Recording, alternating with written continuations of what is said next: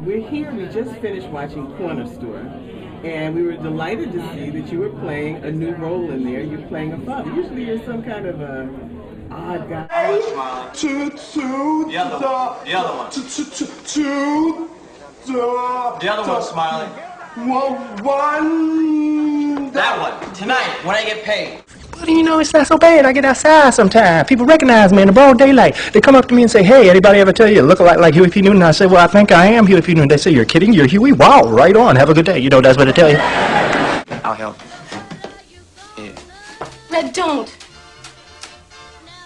Maybe we shoot that little wop nose of yours off? Or is that the nigger side? What is that? Is that the wop side or the nigger side, huh? Is that wop or nigger? I guess that's the wop side. I'm not going to jail. Put the gun away, Red. Come on, this is enough. Come on. Two, say goodbye, Willie. Huh?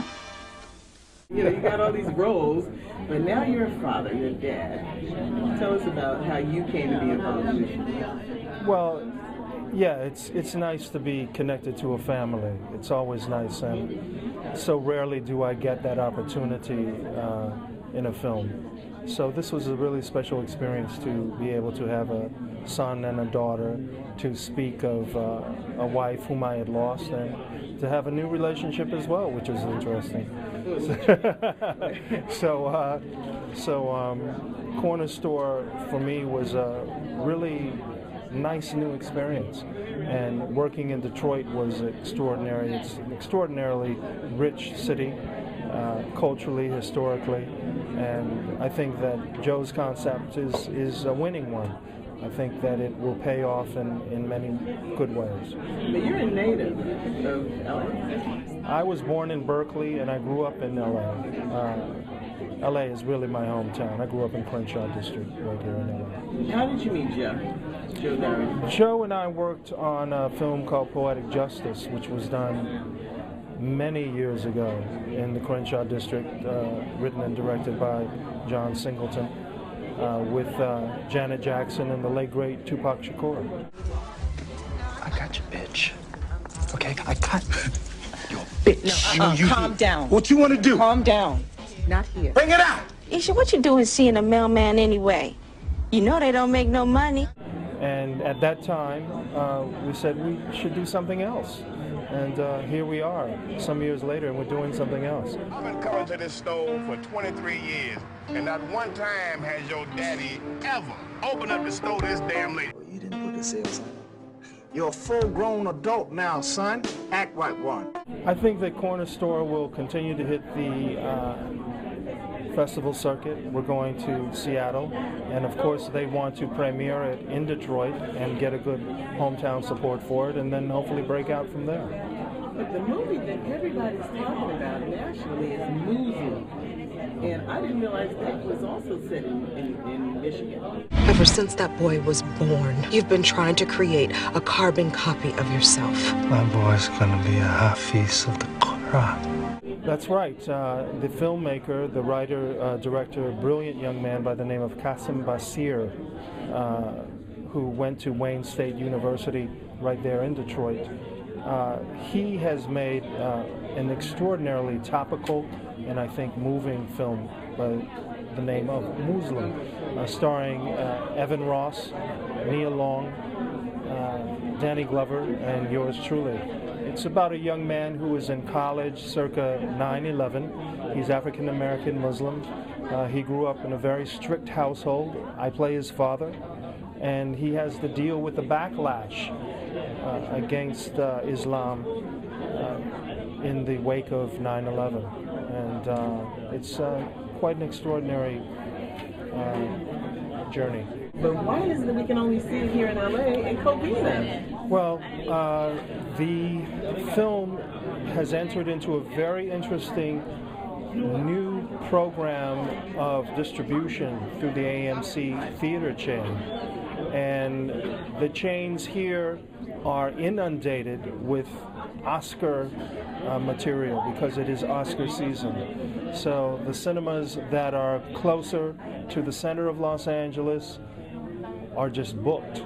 So we have the film on screens in Covina, and we have the film on screens in Orange as well. We had a wonderful screening down there a couple of weeks ago. Packed house and great discussion afterwards with the filmmaker. I participated as well as did one of the producers. And it's showing all over the country. It's in the Bay Area, it's in Seattle now, Houston, Dallas, Chicago, Detroit, of course. It's showing in Washington, D.C., Atlanta, New York. It's also showing in Philadelphia. So, good things are happening with this film. And it's another Michigan film. All right, so what am I going to look at next to see Roger Guenveur Smith? Well, you'll be looking at me in Mooz-lum, and you'll be looking at me on stage just a couple blocks away from here, right across the street, in fact, at the Kirk Douglas Theater. I'll be opening my new play there entitled Juan and John. It's a solo performance. It's based on the remarkable friendship of the great baseball players Juan Marichal of the San Francisco Giants and John Roseboro, the late great of the Los Angeles Dodgers. If you know your baseball history, you know that these two men had the most notorious fight in baseball history. Marichal hit Roseboro in the head with his bat. And Roseboro survived. The two men did not talk to each other, understandably, for 10 years, but they made up and became great friends. And Roseboro passed in the year 2002, and Marichal spoke at his funeral and said that the greatest thing that happened in his life was this man forgiving him. It's a very biblical story, really, about redemption, forgiveness. Two black men with the same name, Juan and John. One brother from Ohio, the other brother from the Dominican Republic.